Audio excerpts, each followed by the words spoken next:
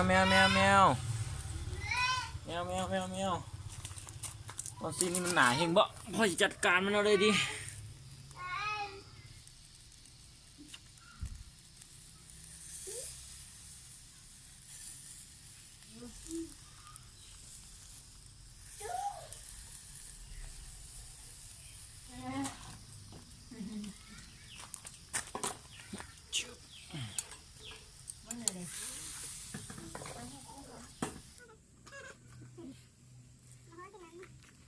ว้าว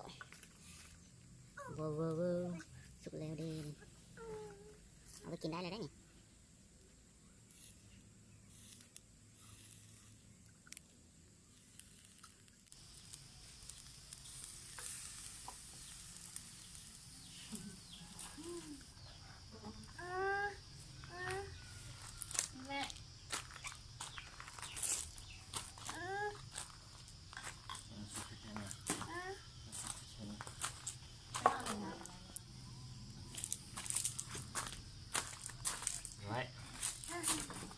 จ้อย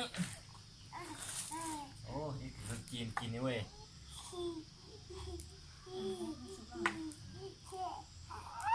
ตอนนี้กี่อันอยู่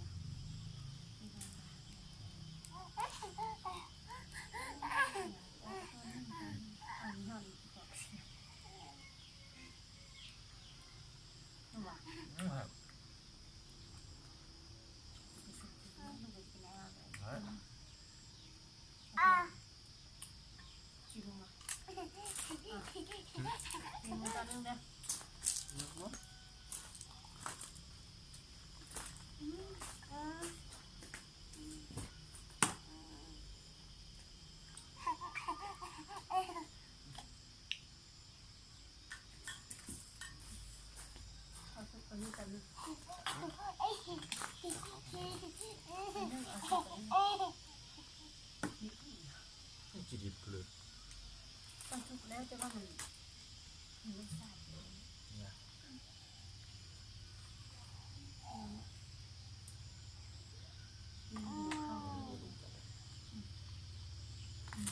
สุกหรือเปล่าเนี่ยแฮมเดี๋ยวแฮมแต่มันไม่ได้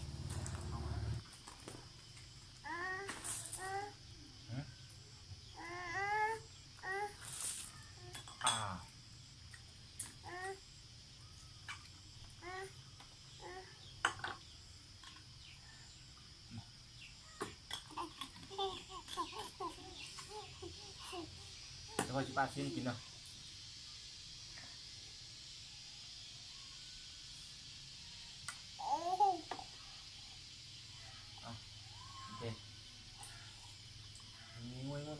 งด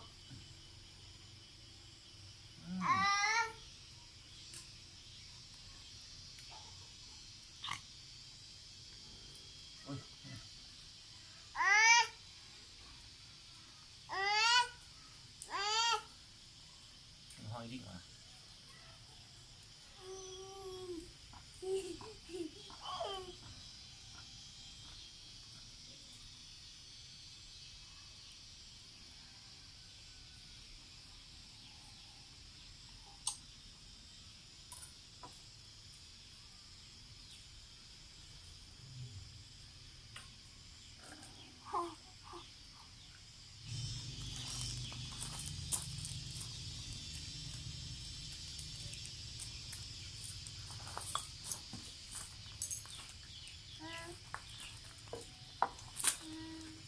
เฮ้ย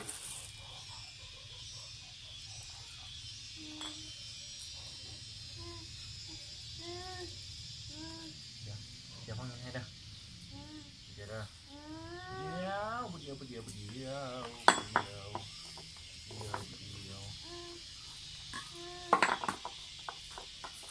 ต้องกินบ่ได้ป่ะดิฮะ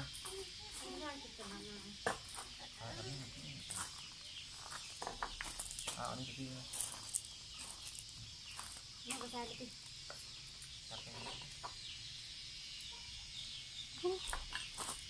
แกนี่นิดนึงก่อนดิมันหอมดีเนาะ หอยน้ำนี่กินหมดเลยป่ะนี่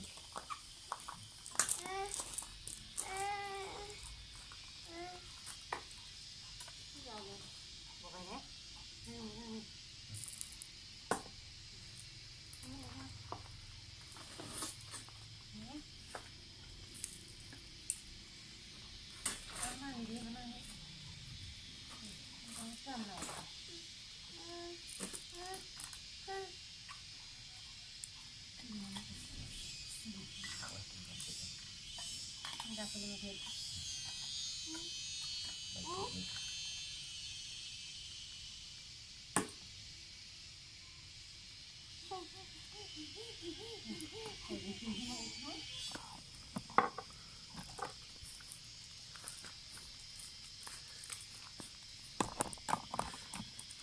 อ้จุบ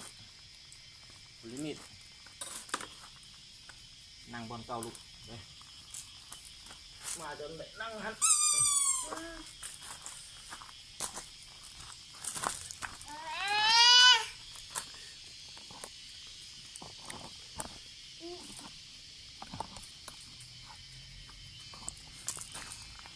เว้ย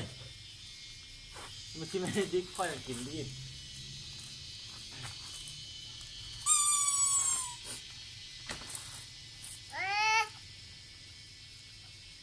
ดิ๊กอย่าไปเลย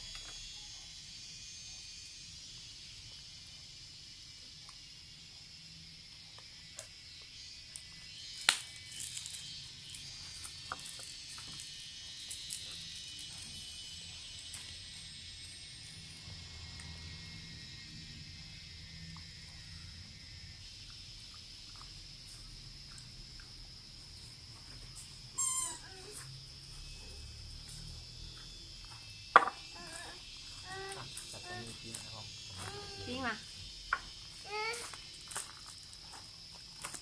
อันนี้มาปิ้งนะปิ้ง ไปท่านแหละ เนื้อนุ่ม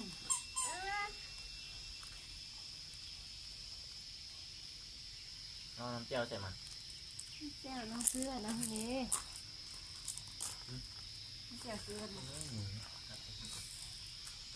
เอาขนมจีน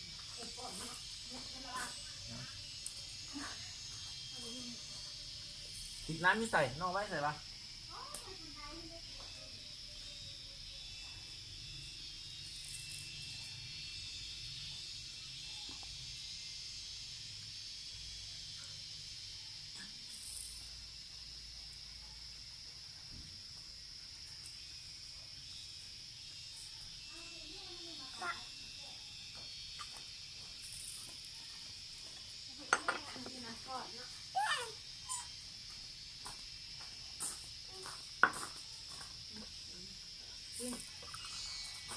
ใส่จอกเนี่ย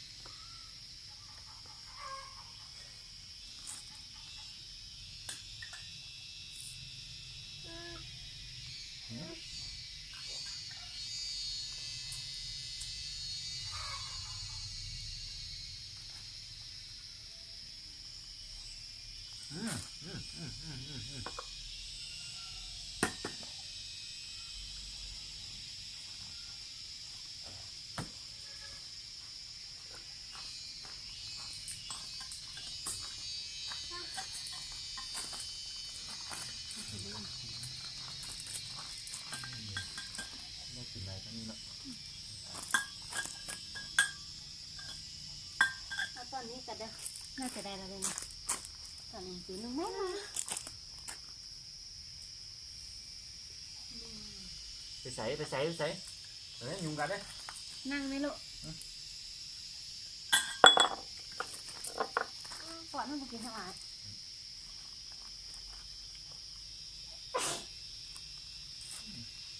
าซีนให้ดู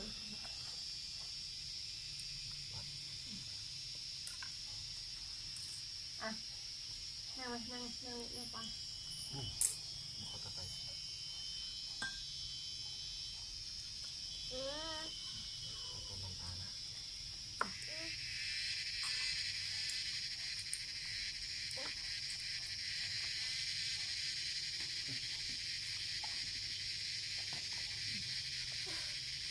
นั่นเหรอ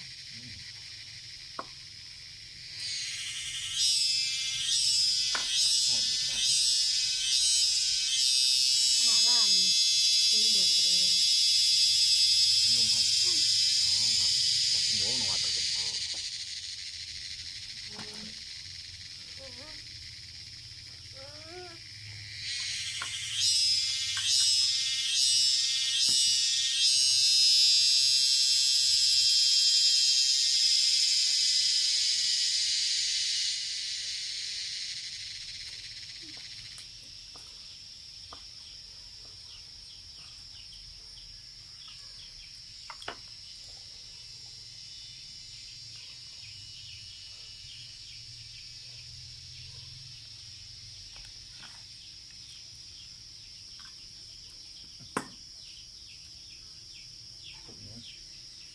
ส้มดำเอาดี เริ่มหลายแล้วล่ะ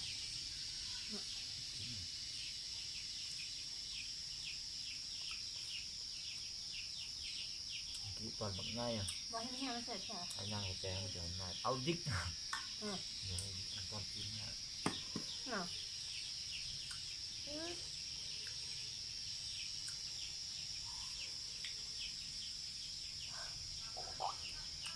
เอาดิ๊กอ๋อมึดอันนี้ที่มันติดอ่ะ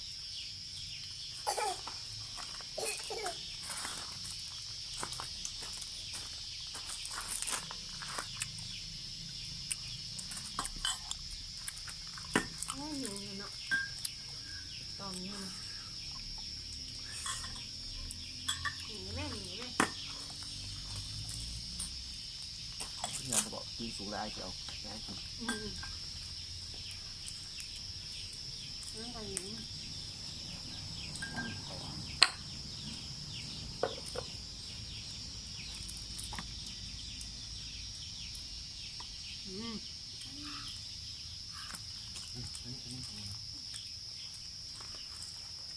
มาเจอกัน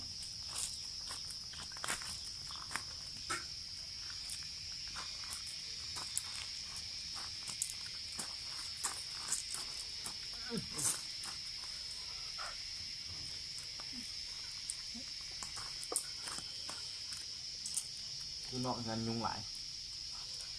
เดี๋ยวขออนุญาตปิดกล้องแล้ว อืม